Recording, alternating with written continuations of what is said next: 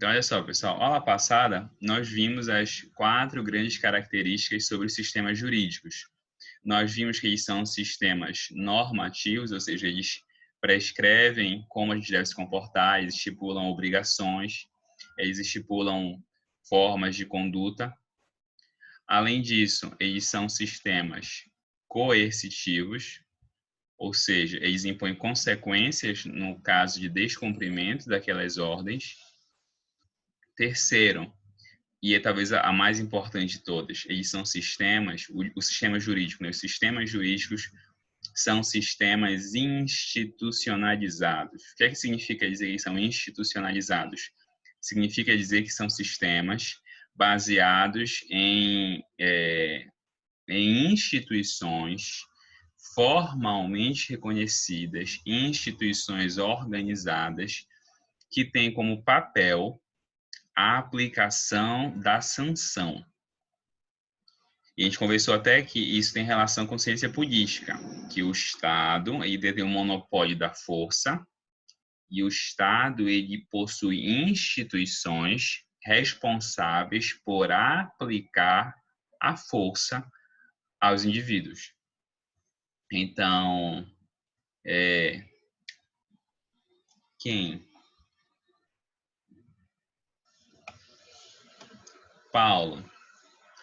Paulo foi pego cometendo um ato ilícito. Ele iria furtar uma barra de chocolate nas lojas americanas. E aí o pessoal pegou ele e disse assim, ladrão, ladrão, ladrão e tal. E aí você tem 2 possibilidades nessa situação. Você pode chamar a polícia e dizer, olha, ele cometeu um crime, ele tem que ser processado, ele tem que ser responsabilizado. Ou, o que é mais frequente, o que a população faz nesses casos? O que a população, o que os populares fazem nesses casos? O que vai acontecer com o pobre do Paulo? Levaria como chama, um corretivo. Isso, o Paulo levaria um corretivo. Gente, esse corretivo que o Paulo levou, ele é um corretivo jurídico ou não jurídico?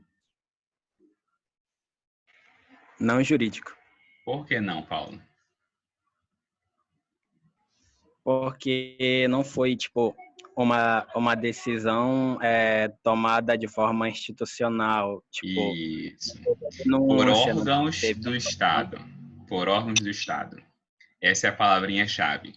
Ela não foi uma manifestação de uma decisão de um órgão oficial formal reconhecido pelo Estado. Esse é o aspecto da institucionalidade. Quarta característica, os sistemas jurídicos, eles são formados por órgãos que têm, e havia uma palavrinha importante hoje, de novo, chamada competência.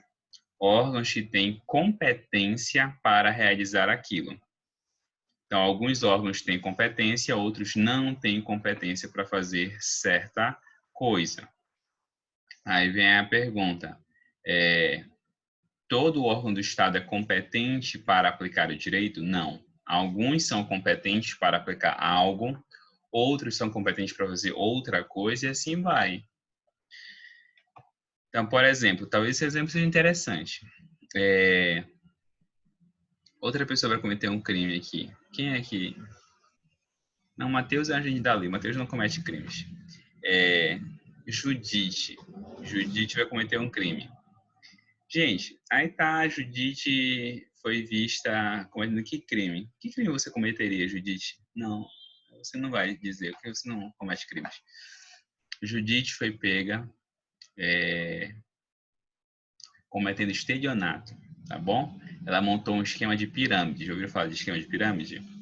Judite montou um esquema de pirâmide para ganhar dinheiro.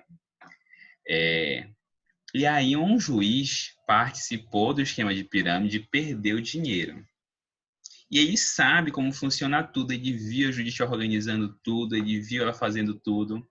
Pergunta, esse juiz pode julgar a Judite nesse caso? O que é que vocês acham? Não precisa nem dar uma resposta jurídica. O que é que vocês acham? Ele sabe de tudo, ele viu tudo, ele tem todas as provas, ele pode julgar nesse caso? O que é que vocês acham?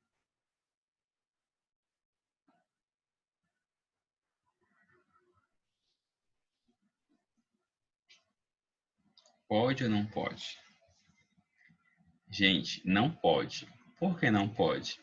Porque um juiz, nesse caso, o direito diz, olha, como ele viu, ele não é isento o suficiente, e chama imparcial, ou ele não é livre de suspeita para julgar esse caso. Então, nessa situação, ele é afastado. O direito diz, não, você não pode julgar esse caso. Você não tem autorização para julgar esse caso. Por que não? Porque você não vai julgá-lo de uma forma imparcial, livre de suspeitas. Ok? Claro isso?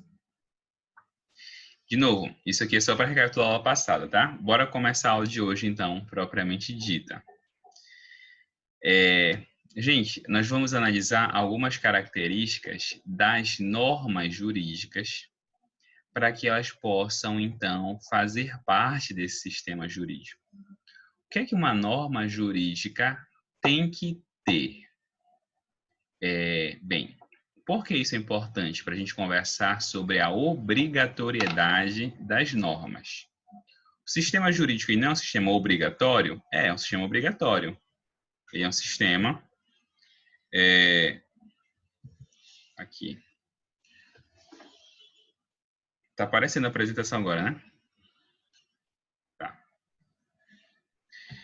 O sistema jurídico, ele é um sistema que ele cria para nós um dever de nos comportarmos de uma certa forma. Só que não é qualquer norma, não é qualquer ato normativo, não é qualquer ordem que cria obrigações. Nós conversamos sobre isso algumas aulas atrás, sobre a diferença entre a ordem do direito e a ordem de um assaltante. Nós conversamos sobre isso, inclusive foi tema de uma das questões de vocês. Lembrei o que eu ia fazer, mas não faço no final da aula. Ok? E eu preciso, então, saber o que é que uma norma precisa ter para garantir que ela seja obrigatória, para que ela efetivamente seja obrigatória. Bem, para isso, para que ela seja obrigatória, não basta que ela exista. Ela precisa cumprir alguns requisitos, que nós chamamos de requisitos de validade. O que são requisitos de validade? São os requisitos que a norma precisa cumprir para que ela se torne obrigatória para nós. São 3. É a validade formal, que a gente chama de vigência, ou validade propriamente dita.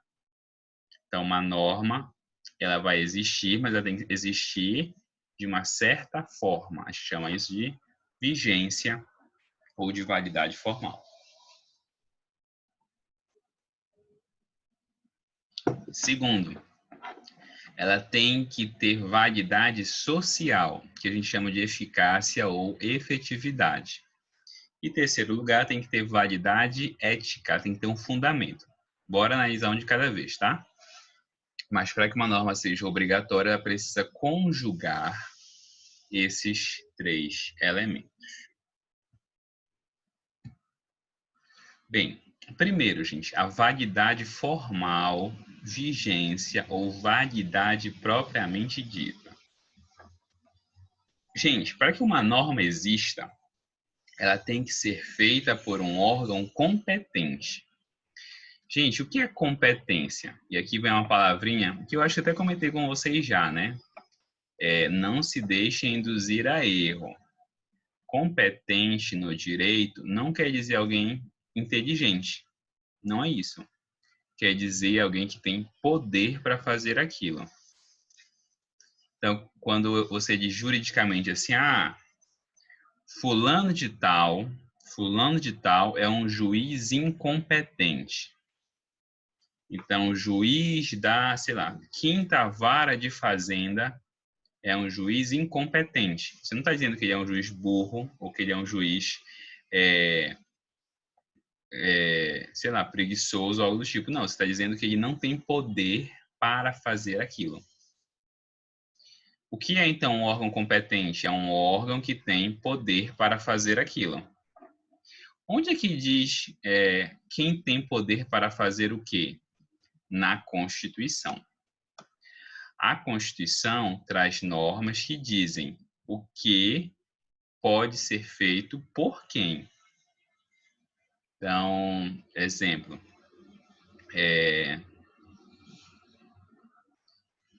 o imposto de renda. O imposto de renda, ele é um imposto federal, estadual ou municipal. Vocês sabem dizer? Alguém sabe? O imposto de renda é o imposto do governo federal, do governo estadual ou do governo municipal. Federal, isso mesmo. O imposto de renda é um imposto federal. O Estado do Pará pode criar normas, leis sobre imposto de renda? Não. Por que não? Porque o Estado do Pará não é competente para criar normas sobre isso. E onde é que eu sei se ele é competente ou não? A Constituição diz. A Constituição diz que o imposto de renda é um imposto federal e, portanto, lei federal vai regulamentá-lo. IPTU. Já ouviu falar do IPTU também, não é? O IPTU. Quem cobra o IPTU? Governo federal, estadual ou municipal?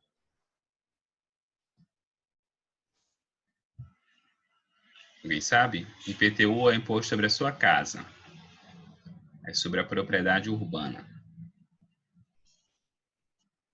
Ninguém sabe? Quem que cobra IPTU?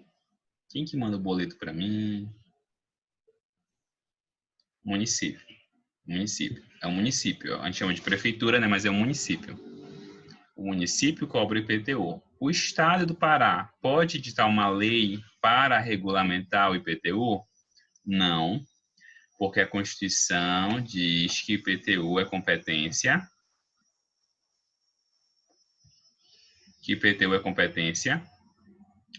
Federal. Ou municipal, desculpa, municipal.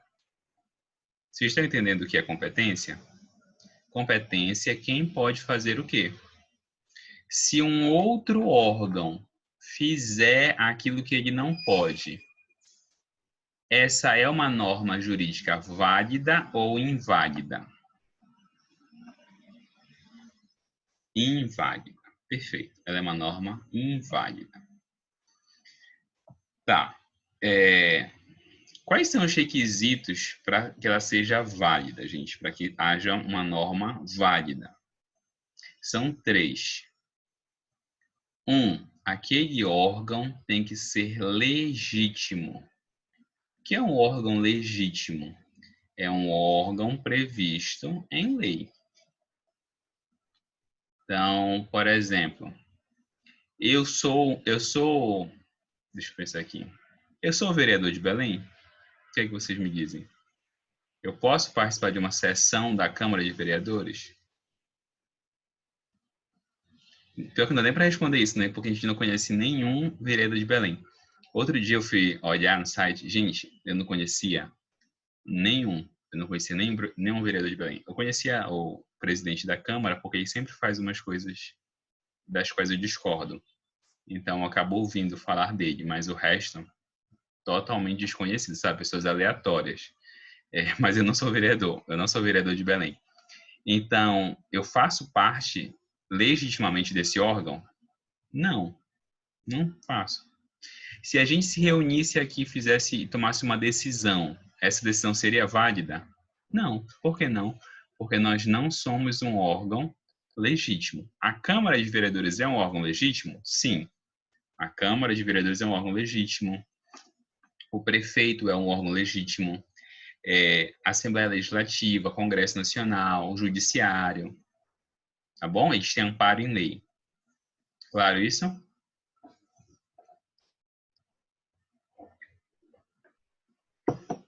O mais interessante, gente, não é o primeiro, é o segundo. Então, volta lá. A Câmara de Vereadores é um órgão legítimo? É.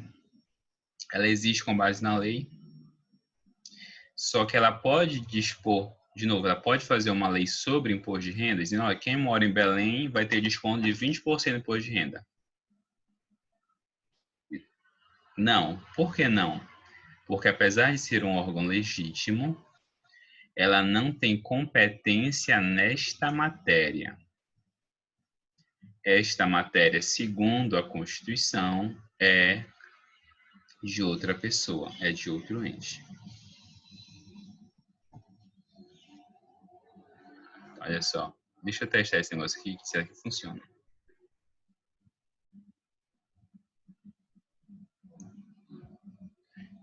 Então, essa competência em razão da matéria é definida onde? Pela Constituição.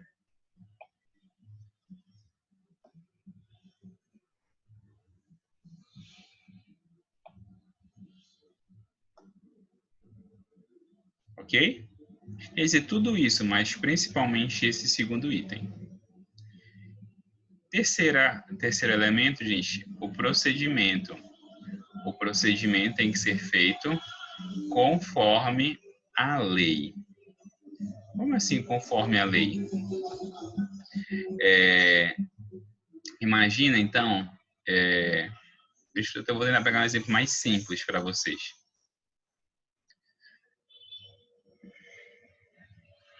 Tá, pode ser esse caso.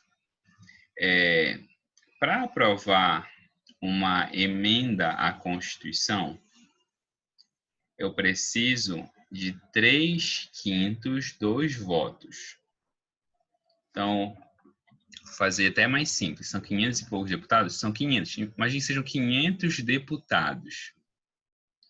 Quantos votos eu preciso para aprovar a emenda? São 3/5. Conta fácil. Fácil. Básica. Fração simples. Quanto é 3/5 de 500? Não me envergonha. Não me envergonha.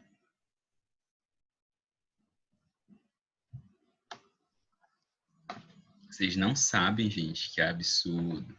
300. Muito bem, Paulo. 300. Tá. Vamos supor que não deu 300, mas deu maioria. Então, aí dos 500, 280 foram favoráveis. E aí o presidente da Câmara empurrou a emenda, mesmo não tendo alcançado os 300. Essa emenda é válida ou inválida?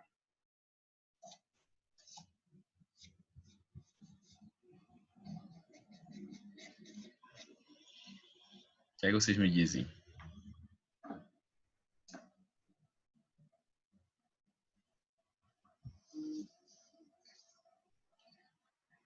Ela é inválida, gente. Por que ela é inválida? Porque ela não seguiu o procedimento. O procedimento que ela realizou não foi um procedimento conforme a lei. Nesse caso, conforme a Constituição.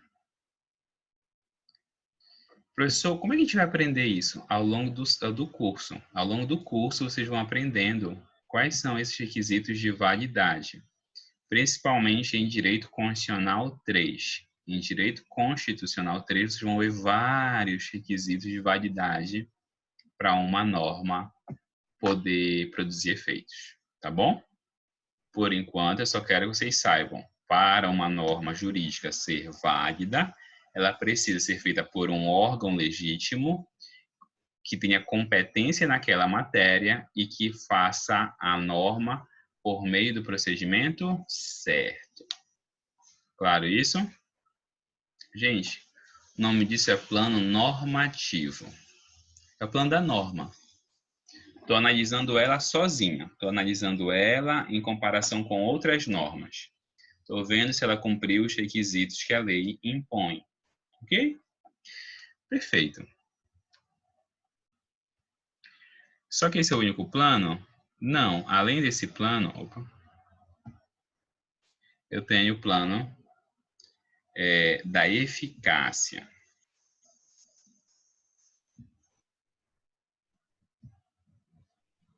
Gente, o que é eficácia? A eficácia diz respeito à relação entre a norma jurídica e o comportamento humano. É a relação se aquela norma jurídica ela produz efeitos dentro da realidade. Que foi aquilo que nós conversamos lá atrás, chamado de hábito geral de obediência. O que é um hábito geral de obediência? É se aquela norma ela é geralmente seguida pela sociedade. Professor, se a norma não for seguida em nenhuma medida, ela deixa de ser jurídica? Segundo boa parte dos autores, sim. Se ela deixa completamente de produzir efeitos, ela perde a sua relevância jurídica. Porque o direito, gente, a gente já viu isso, o direito é um tipo de conhecimento prático, é um conhecimento sobre a conduta humana. Se o direito não afetar a conduta humana, ele não é relevante. Se todo mundo sair aqui e descumprir as leis e ninguém fizer nada, acabou o direito. Acabou o direito. Assisti um filme esse final de semana, gente, muito show de bola, chamado John Wick. Assisti os 3, 1, 2 e 3. Vale a pena. É com Keanu Reeves. E aí tem uma frase clássica no filme. São as regras que nos separam dos animais. São as regras, as regras são a única coisa que nos separa dos animais. Olha que bonito. Reflexivo, né? Dá para usar como lema da matéria. Por que isso? Porque a regra molda o nosso comportamento. A regra molda como nós vamos agir. Bem, essa eficácia, ou seja, as pessoas se comportarem segundo as regras, as pessoas cumprirem as regras, ela ocorre em 2 níveis. Na sociedade em geral, nós todos precisamos seguir as regras, mas principalmente os servidores públicos precisam seguir as regras. E quando eu digo servidores públicos, eu destaco principalmente o papel dos juízes. Por que os juízes precisam seguir as regras, gente? Porque os juízes, eles são os responsáveis por forçar as pessoas a se adequarem à regra. Se eles disserem assim, não, essa regra não importa, essa regra é inútil, deixa para lá. Ele está retirando a eficácia da regra. Quando ele retira a eficácia das regras jurídicas, ok, ela para de importar, ela para de ser direito, porque a sociedade não a segue, o juiz não aplica, e aí ela se torna juridicamente irrelevante. Ok? Para o direito existir, efetivamente, ele precisa não só existir validamente, como ter um mínimo de eficácia. A gente chama isso de plano social, ou seja, o plano da realidade social. Segundo Kelsen, segundo a maioria dos autores, o direito é formado por 2 núcleos: validade e eficácia. Plano normativo e plano social. O direito é uma conjugação entre ele ser feito de uma forma válida e ele ser cumprido na realidade. Ok, isso? Claro? Último ponto, gente. O direito, ele precisa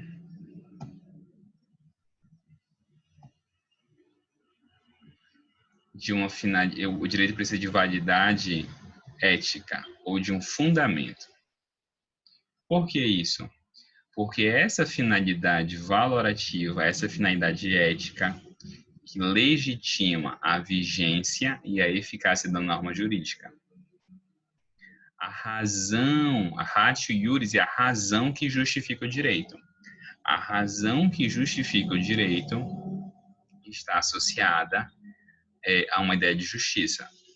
De novo, a gente já conversou sobre isso, mas é um plano mínimo, mas é necessário, ainda que em um plano mínimo, essa dimensão valorativa. Tá bom? A gente chama isso de plano axiológico. Então, o direito tem um plano normativo, que é o plano da validade formal, plano social, que é o plano da eficácia na realidade social, e um plano axiológico, que é o fundamento que dá legitimidade a ele, que dá a razão dele existir, que diz por que ele é necessário.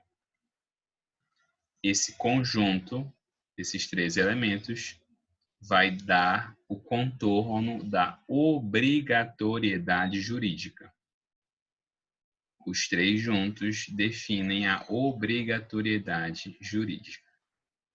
Claro até aqui, gente?